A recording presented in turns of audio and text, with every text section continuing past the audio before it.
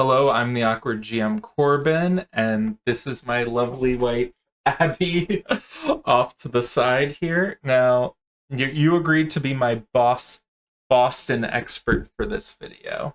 Yes.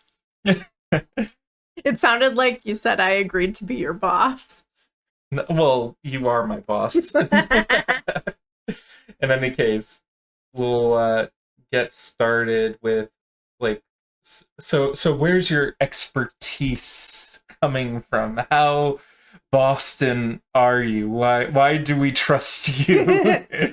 Well, I grew up in the suburbs of Boston. I do not have the accent, which is something a lot of people say, but I'm from here, so.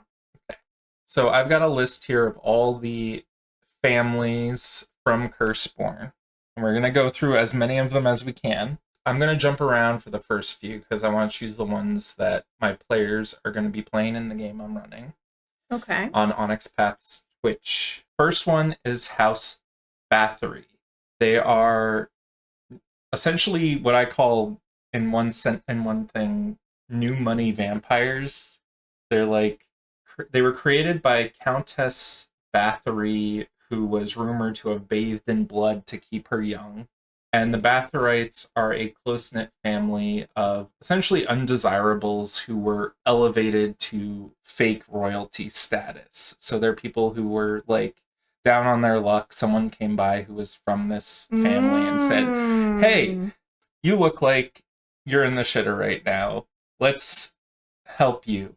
And so they turned them into a vampire, and now they've been uplifted to this sort of like hoity-toity fake new money type. Okay. And many of them take on false titles and honorifics to imitate the royalty of old. So it's stuff like I'm the king of the arts or something like that. They don't usually say like I'm a king of a king of Boston or anything like that. Okay. So what like area of Boston, and you can expand out a little bit to the outer reaches like Cambridge and things like that. Where would they live? Yeah, like, well, where would their territory be? It could be like they own a nightclub. Well, I would say there are a bunch of areas that used to be down at the heel and are now very gentrified, and I feel like that's probably important. Yuppie types live in Back Bay or South Boston. Back Bay sounds like it could work. Yeah, it's been nice for quite a while, but it has like the rich kids live there kind of thing. Okay. So there's the opposite type of vampire, which are the heirs. They're old money vampires. The heirs have their fingers in finance and politics, and they will take on Beacon Hill business ventures to compete with other family members. So Beacon Hill, why? That's the old money area of Boston where a lot of senators live, and it's very expensive to live there, so. And it's right next to the State House. Definitely Beacon Hill. Okay. And now, so we did those two. The Bathorite was one of my players. The heirs, I just felt worked well in that regard. We have the Sphinx. Now, the Sphinx are werecats. Oh my god. But they can be anything from like lions, tigers, and things of that nature to like house cat or whatever. Prize places where prey comes to them. So instead of them hunting, they let the prey come to them. They're rumored to safeguard souls and the dead, and they're stereotypically carefree and relaxed. Examples they had were they'd be around graveyards and things. The Haymarket area, which you know very well, because it has a lot of historical dead people stuff, but it's also where everybody trips on the cobblestones in their heels while they're drunk for a night out. Okay, I like that. Do that then, because it has a bunch of bars in that area too. Yeah. Next up, I have a player who is playing what is known as a Battleground Angel. So the Battleground Angels are angelic soldiers. Each member dedicates themselves to one of the four archangels. angels. You have Raphael, Gabriel, Michael, and Uriel. They often recruit outside the family to bolster their ranks. But they're like, they think they're high and mighty and that they're related to angels in some way. So not necessarily military. It doesn't have to be something military. It doesn't have to be. You could go that way, though. You could say something like one of the forts on the islands, or something like that.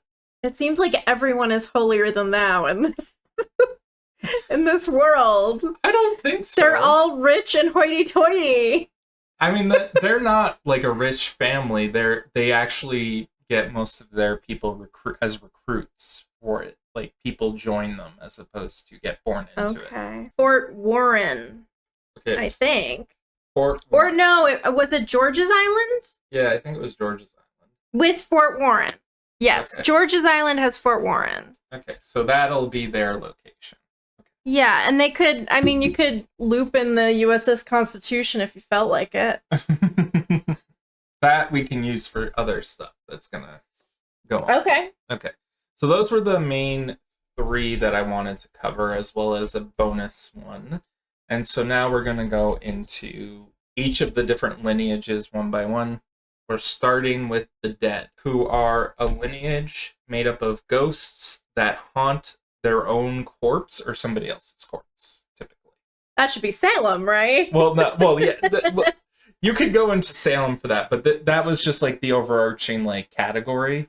Okay. So like, we didn't go into the categories before. I'm just giving you the broad stroke. These are what you're going to get into in the moment. First up, we have the Furies, who are your rage ghosts. Their whole thing is anger drives them, but it doesn't own them. They'll get revenge on those who wronged them in life and then move on to find vengeance in other ways, such as the person's family, their friends, their acquaintances.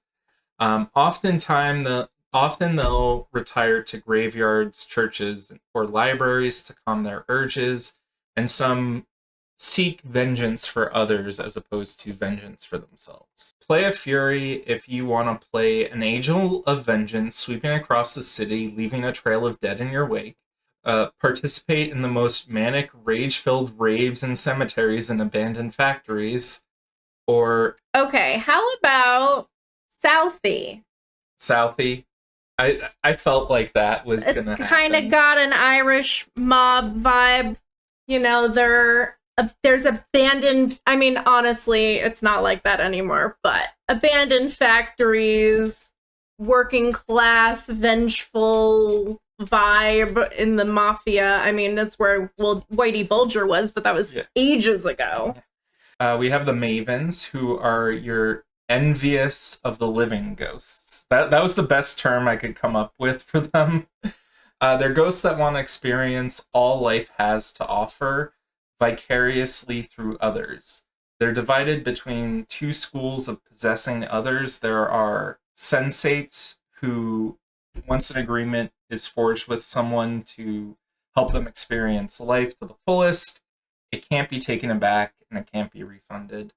And then you have the modernists who need continuous consent and agreements can be voided at any time. Can't think of one. I'll come up with something better. But like they're not also like, here's some examples.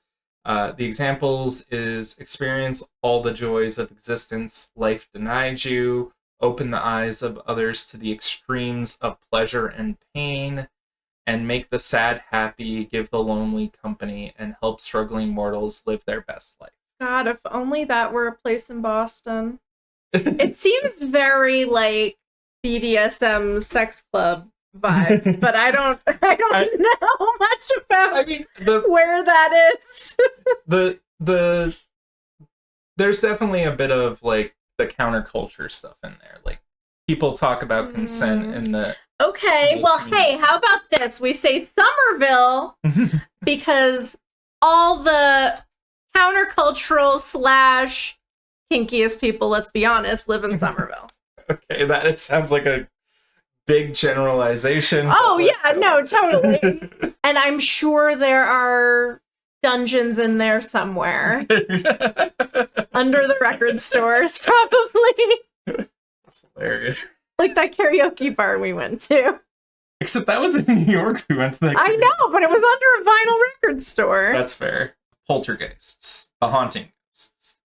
This is a family that tends to haunt a specific location or even person. Some seek to teach lessons through fear by scaring people to improve. They are very territorial with members, requiring members not to infringe on another's territory without permission. And then there's the whole thing of ghosts who have been alive longer, or been ghosts or dead longer, have authority over the young. Also, some of them possess inanimate objects instead of corpses. Did you ever see the Poltergeist movie? That's the little girl vomiting everywhere, right? I think that's Exorcist. I mean, that's still a poltergeist, right? No, that was like a demon. When shit flies across rooms, that's a poltergeist. Yeah, when it... But, like, how do you equate that to a type of person or area? Well, they specifically like places that have, like, historical hauntings around them and things like that. Like Amityville. So Boston.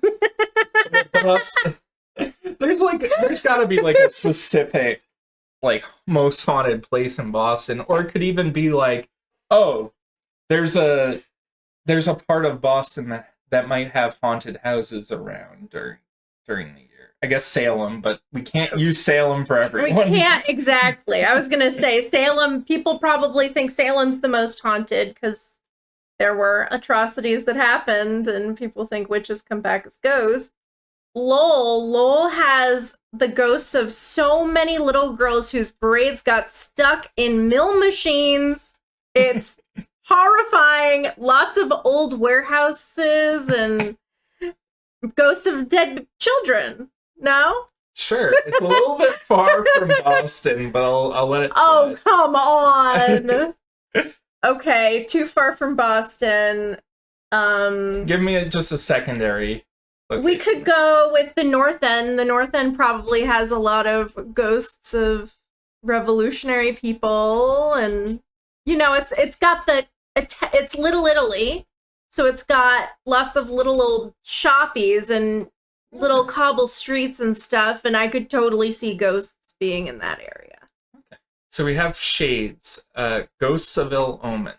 Shades haunt the guilt-ridden and then let stories of how they made their victim repent.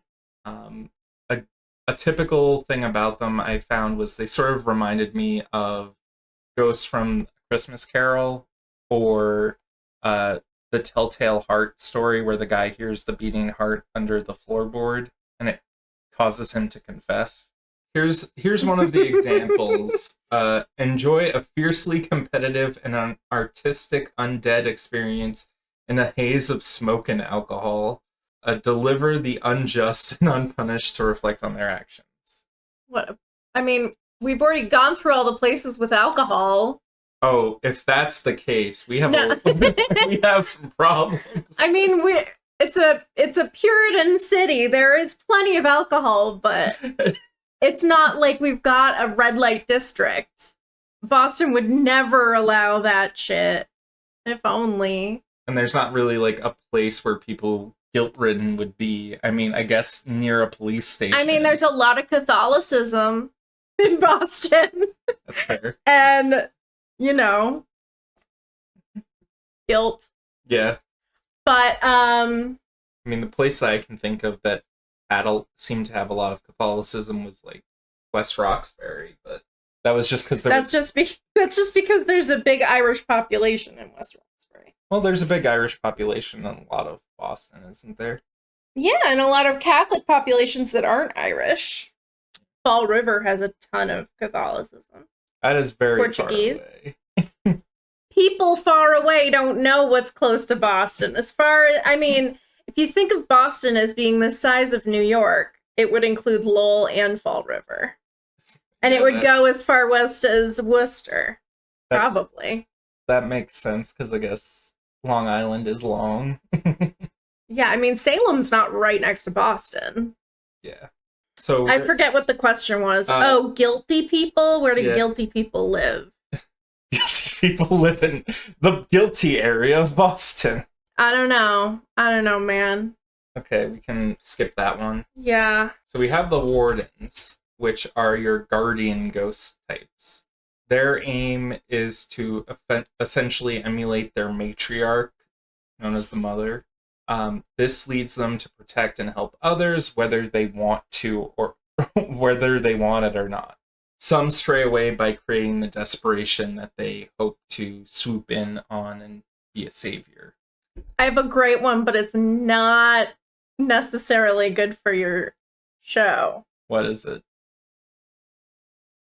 Like maybe Mass General? I don't...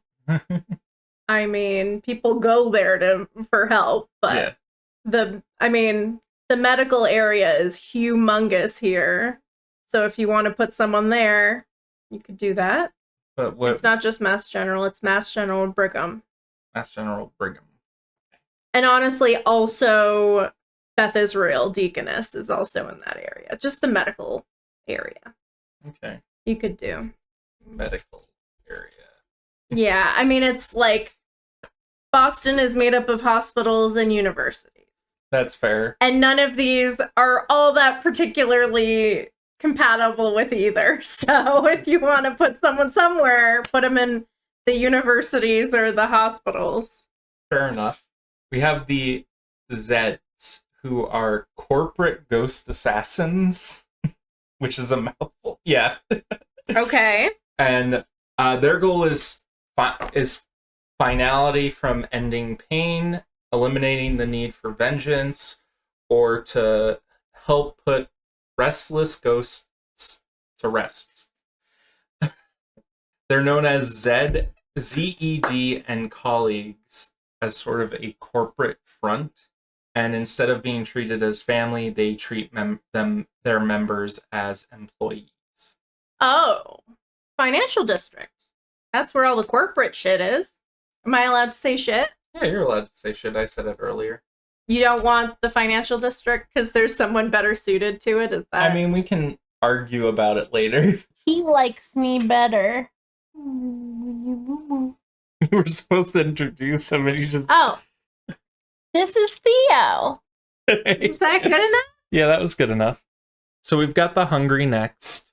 They are your vampires, but they feed on other stuff, not just blood. They can all feed on blood, but they all can feed on different. First, we have the Ascetics, who are these weird magician, scientist vampires who feast on memories. Their elders care much about reputation and how their children's reputation affects them by association. And a lot of it is like they're kind of like information brokers. Why are they called ascetics? Shouldn't they be like minimalists?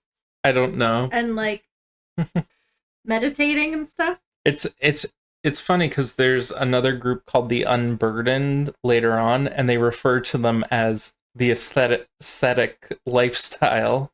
So it's like... So they realized that they should have called them that. I don't know. Okay, so they're information brokers. Yeah. And this is who you wanted to have in the financial district? Is that... No. a part of Boston that has... that deals with like information or memory. Like a museum, library. Oh! How... Well, the Freedom Trail isn't really a specific place. Their territory could be the Freedom Trail. I'll write that down. So, one red line throughout the entire city. Yeah, pretty much. All right. I mean, that's what you said. I'm going with the first thing that you say. Okay. Now, next up, we have the Blackhearts, who are emotion vampires. So, like Colin. Yeah, a little bit. And, you remember in What We Do in the Shadows, the other energy vampire that he, like, dated for a bit? More like her. Because she was all about, like, getting people's sympathy and, like, empathy and... Right, yeah. But, like, so not only are these people the black sheep of the hungry families, but they are also considered, like, mercenaries. Which is weird, because it's, like, everyone... Raytheon. Where's her? So in the like, was it Lexington area, Air Force Base, or Hanscom? Hanscom, there it is. Hanscom. Okay, we'll put that down. So, next up we have the Gaki, which are ghost eaters. They eat up ghosts. Nice. They also are kind of like necromancers, like, because they'll use ghosts as servants. Okay, give me some more. Give me something that I can actually work with, though. Okay, Is there anything about them other than what they do with ghosts? Undead pathologist. They coerce ghosts to do their bidding. We can sense death on the wind, see the last vision of a murder victim, coerce ghosts to do our bidding. Supposedly they have an originator who's in slumber while 6 heirs are in control. I mean, another graveyard would be fine. There's one big famous graveyard. Let me make sure I know it. Mount Auburn Cemetery has a lot of famous people in it. Okay, why am I writing that down? I need to put that in there. Okay. We did the Heirs. We did the House Bathory. Now there's the Iscariots. Like Judas. Yes. So they eat flesh because body and blood of Christ. Gosh, okay. And then they were taught that betrayal for the greater good is justified. They'll often side with the downtrodden and help bring a voice to the voiceless. Their preferred meal choice are those who have taken part in injustice. So they'll like pretend to be on that person's side maybe, and then betray them. Okay, give me a little more. Okay, watch those in power burn while you devour their sins. I mean, City Hall? Is it Government Center? Yeah, Government Center is the T-stop. But like, that's also sort of like the Quincy Market area, but... Yeah. This last one for the hungry, I don't have much information. I forgot to write it down. They eat souls. They made a deal with a demon or devil or something, and they can eat people's souls. Pass. Okay, that's fair. It's a Theo. Theo eats people's souls. Fix this so that these two are also down here. So now we're on the outcasts. We're about almost halfway through. Okay. They're the Chimera or Chimeri, who are people who tried to use science and stuff to get close to godhood, and then were like smited down to where they smitten down and like cursed with mutations for their hubris. So that got to be another pass. I don't know a place with extra mutants. This isn't Fallout 4. Oh, I forgot to do the description of the outcasts. Outcasts are beings from a dimension known as the outside who were exiled by the people who rule it. They're essentially analogs to like angels, demons, devils, even genies to a weird extent. Yeah, your deer and headlights look is fine. I also don't know where the genies live. There is a word for it, but I don't know. Jinn? No, for where they live. A lamp? No, besides a lamp, like there's the world. It's like the world within the winds or something. Like there's like an actual word for it. Moving on, information broker demons called the Nephilim. We know about Nephilim, don't we, Theo? So essentially, like, they're information brokers. Like we already did information brokers. Yeah, but these are demon ones. These are like... Why do we need so many kinds of thing? Kind of thing I'm looking for. I'm looking for something I can compare to a person. Okay, here, these ones are a lot easier. Keepers of the Broken Vine. They're like people who used to, or creatures or beings that used to like maintain the Garden of Eden or Paradise or whatever. And so they're trying to make Boston Public Gardens. Boston Public Gardens. Okay. They operate the swan boats. Okay, now we have the Munificents, which are basically just genies. They're all about granting wishes to people and it having like that negative consequence. The theater district. Theater district, okay. I think I might have actually sent them, like, had them as the theater district in my head. A lot of people with wishes there, and it's in Chinatown. And they had the Aladdin musical not too long ago. True enough. We have the League of the Hidden Crossroads, which are your, like, the Crossroads demon from Supernatural, where they hang out at crossroads to make deals with people. They don't necessarily have to be literal crossroads, but like as an example. They wander around the Greenway wishing it were the Big Dig again. Where's the Green? Is the Greenway by Fenway? That area? No. It's near the North End. It's where we sat on the bench and you tried to kiss me on our first date. Aww. That used to be the Big Dig.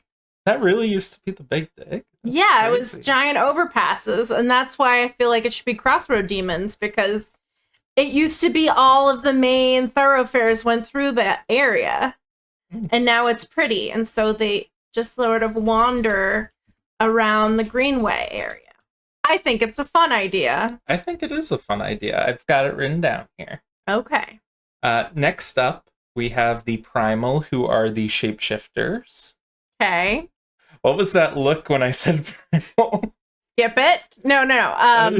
No, that's just the overarching category.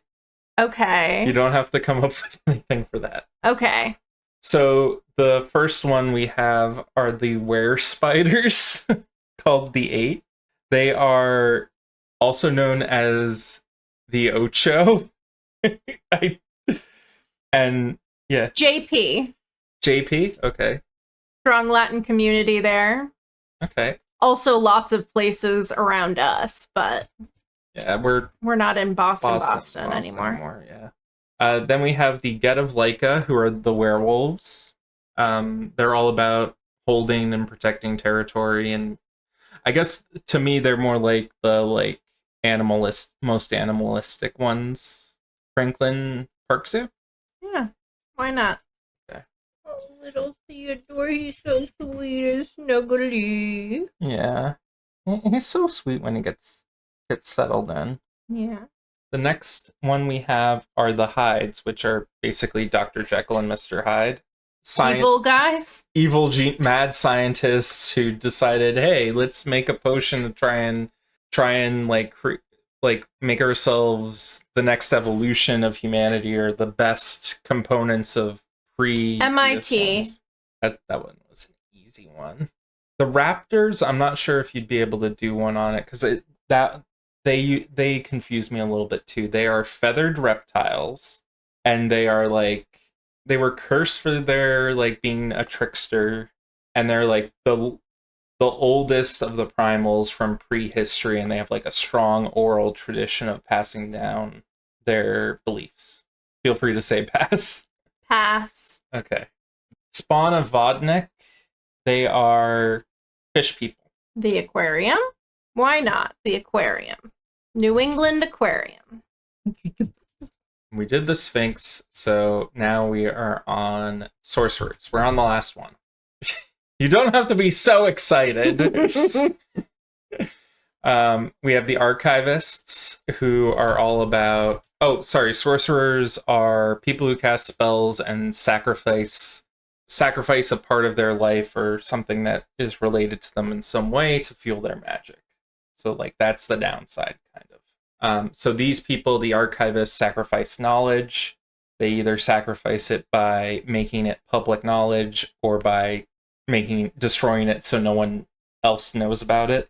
They could be at the library at Copley Square. Specifically the Copley Library? Why the Copley that's the Boston Public Library main branch. That one works out. And then we have the Faceless, who are another group of, basically they're the Thieves Guild, we'll say. Their whole thing is they don't take credit for what they do. They try and remain in the shadows. They're kind of like Sneaky sneak 'em. sneaky sneak 'em. They'll steal something and then burn it for magic power. Or like give it to someone else and not take credit for it. The people who stole the was it Isabel Stewart Gardner Museum art. Yeah, sure. But like, where are they hanging out? Yeah, where would they be hanging out? I mean, I'm not gonna label a part of Boston as where all the thieves hang out. That's fair. I will leave it slash arsonists. I will leave it blank then. I will fill that out myself. I did have an idea that they would be in like the subway stations because I feel like yeah, T stations. I feel like there's definitely a T headquarters somewhere. Yeah. That works out, and we're not making fun of any neighborhood for it. Correct. Just public transit. Lots of people make fun of the T. It's well-trodden territory. Next, we have the network, who are all about building up like professional networks and burning connections to fuel their magic. So, like, if you're a mentor, Cambridge, but Harvard Square. Harvard Square. Why Harvard Square? Because that's where all the fanciest connections and networks are forged, right? Okay, that's fair. Harvard Business School, Harvard College, Harvard University. I guess we now have another group of sort of old money sorcerers. So we had old money vampires before, now we have old money sorcerers. Okay, tell me about them. There's plenty of old money. We can. Yeah. So, okay, sorry. No, go ahead. Tell me about them. So they're rich and well-to-do, and they have the longest unbroken line of sorcerers. Their whole thing is that they sacrifice their own like time and well-being for magic.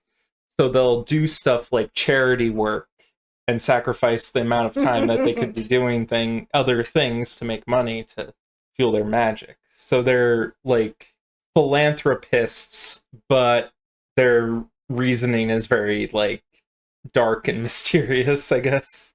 I am a little bit torn between Martha's Vineyard and Weston. Let's go with Weston. If it's the richest people, let's go with Weston. Okay. Next up, we have the Reeves. Now, these people are also gardeners. They are sorcerers who see, like, life and death as a thing to sacrifice. And, like, one of the metaphors they use is, like, you need to prune a garden in order to make it grow and type of things. Oh. Well, maybe they should be the Boston Public Garden. And are the other people more wildy, or is it they're both very garden? They both seem garden-centric. Like, one of them is about building paradise, whereas another one is about just sort of maintaining balance. Okay, the balance one. Yeah. Can be Blue Hills Reservation. Okay, so Reeves will be Blue Hills Reserve. Because honestly, the common doesn't have enough nature to really count. So we'll do Blue Hills Reservation. Now, last one, the Unburdened. They're the ones that I mentioned earlier, where their whole thing is, I guess I said that the Ascetics thing about them. Oh, okay. And their whole thing is they're not a family, but they're a movement. And they're kind of like... Sorry. No worries. They're not a family, they're a movement, but they're all about, like, sharing everything with themselves. Like, they're effectively a like a social... Vermont! You got it. Vermont. Totally a part of Boston. No, you can... I mean, there are places in Massachusetts that have, like, Western Mass, Northampton, you could say, or something, but that's way far away. Too far away, yeah. Back in the day, the answer would have been Somerville, but it's not like that anymore, really. Everything's too expensive to have a commune.